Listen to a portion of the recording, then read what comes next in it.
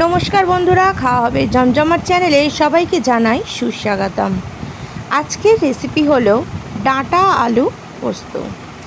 খুবই সাধারণ একটা রেসিপি যেটা সবাই আমরা বানিয়েই থাকি, তবে আমি কিভাবে বানিয়েছি সেটাই আজ তোমাদের সাথে শেয়ার করতে চলেছি। চলো দেখে নেওয়া যাক আজকের রেসিপি ডাঁটা আলু পোস্ত। ডাঁটা আলু পোস্ত বানানোর জন্য আমি এখানে ডাঁটা নিয়ে নিয়েছি আর এগুলোকে এখন কেটে নেব। ডাঁটাগুলো এখন কাটা হয়ে গেছে, গায়ের খোসাটা ছাড়িয়ে আমি সমান মাপের পিস করে নিয়েছি আর ডাঁটাগুলোকে একটু এখন ধুয়ে নিচ্ছি। আর এদিকে আলুগুলোও আমি চৌকো চৌকো করে কেটে নিয়েছি। তোমরা তোমাদের পছন্দসই সাইজে কাটতেই পারো, আমি আমার মতন কেটে নিয়েছি। এখন কড়াই বসিয়ে দিয়েছি গ্যাসে। কড়াইতে একটু সর্ষের তেল দিয়ে দিলাম, তবে পোস্ত বানানোর জন্য আমি একটু তেলটা বেশি ব্যবহার করছি, তাতে পোস্তর স্বাদটা ভালো হয় আর সর্ষের তেলে পোস্তটা বেশি জমে খাওয়াটা। ডাঁটাটাকে এখন ভেজে নিচ্ছি তেলটা গরম হতে। ডাঁটাটা একটু হালকা লালচে করে ভেজে নেব। তবে অনেকেই কাঁচা ডাঁটা দিয়ে ডাঁটা আলু পোস্ত করেই থাকেন, সেটা আপনার পছন্দ মতন আপনি করতেই পারেন, তবে ভেজে করলেও এটার স্বাদটা খুবই সুন্দর একটা আসে। ডাঁটাটা ভেজে নিতে নিতে আমি এদিকে একটা মিক্সির বাটি নিয়েছি, তাতে আমি দিয়ে দিচ্ছি পোস্ত। এখানে আমি 12 চামচ মতন পোস্ত দিয়েছি। এখন পোস্তটাকে একটা ড্রাই পেস্ট বানিয়ে নিচ্ছি। ড্রাই পেস্ট বানানো হয়ে গেছে, এখন এর মধ্যে দিয়ে দেবো জল, একটা স্মুথ ব্যাটার বানানোর জন্য।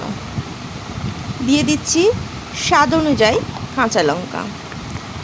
যে যেরকম ঝাল খেতে পছন্দ করো সেরকম হিসাবেই কাঁচা লঙ্কা এখানে ব্যবহার করবে। ডাঁটাটা বেশ সুন্দরভাবে ভাজা হয়ে এসছে।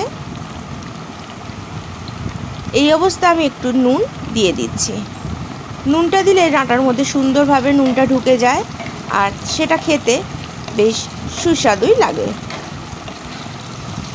নুনটা দিয়ে আরও কিছুক্ষণ আমি এটা নাড়াচাড়া করে নিচ্ছি।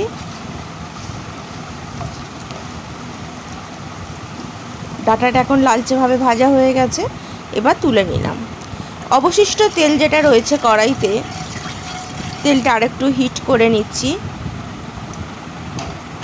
এবার এর মধ্যে দিয়ে দেবো কেটে ধুয়ে জল ঝরিয়ে রাখা আলুগুলোকে। এখন আলুগুলোকেও খুব ভালো করে ভেজে নেব। আলুটাও বেশ লাল করে ভেজে যদি পোস্ত রান্না করা হয় তাহলে পোস্তটা খেতে খুবই ভালো লাগে। আলুটা এখন বেশ ভাজা অনেকটা হয়ে এসছে, তবে আরও কিছুক্ষণ এটা ভাজতে হবে। আলুটা আধ ভাজা হওয়ার পর আমি একটু নুন দিয়ে দিচ্ছি, যাতে আলুর মধ্যে নুনটা ঢুকে যায় আর খেতে তাতে বেশ ভালো লাগে। নুন দেওয়ার পর 8 মিনিট দুয়েক একটু নাড়াচাড়া করে এতে বাটা পোস্তটা দিয়ে দিলাম। পোস্ত দেওয়ার পর পোস্ত আর আলুটাকে একটু নাড়াচাড়া করে ভেজে নেব। তবে অনেকেই কাঁচা পোস্ত দেওয়ার পর জল দিয়ে পোস্ত বানান, তবে আমি একটু ভেজেই পোস্ত করি, সেটা আমার খেতে বেশ ভালো লাগে। এইভাবে একবার বানিয়ে দেখতে পারো বন্ধুরা, আশা করি খুবই ভালো লাগবে এই ডাঁটা আলু পোস্তটা।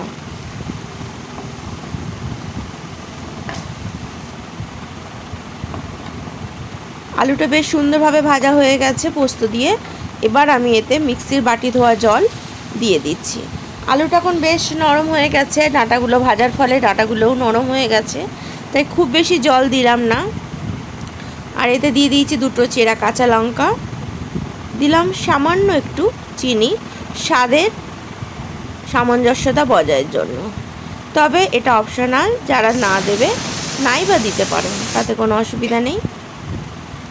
এখন বেশ আলুটা ফুটে উঠেছে, একটু নাড়িয়ে দিচ্ছি।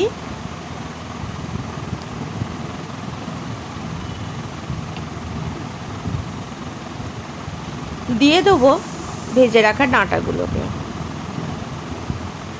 ডাঁটা দেওয়ার পরে আরও কিছুক্ষণ একটু এটাকে রান্না হতে সময় দেবো, যাতে ডাঁটার মধ্যেও পোস্তর স্বাদটা প্রবেশ করে আর পোস্তটাও খেতে যেন সুস্বাদু হয়। ফিরত আসলাম 5 মিনিট পর। এখন ডাঁটা আলু সবই সুন্দরভাবে ফুটছে আর বেশ নরমও হয়েছে।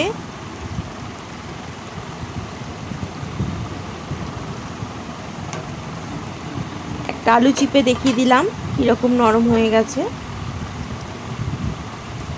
এই অবস্থায় আমি উপর থেকে দিয়ে দিচ্ছি 3 চামচ কাঁচা সর্ষের তেল। পোস্ত নামানোর আগে যদি একটু সর্ষের তেল দিয়ে দেওয়া হয়, দিয়ে সেটাকে নামানো হয়, তাহলে সেই পোস্তর স্বাদটা বেশ অনেক গুণই বেড়ে যায়।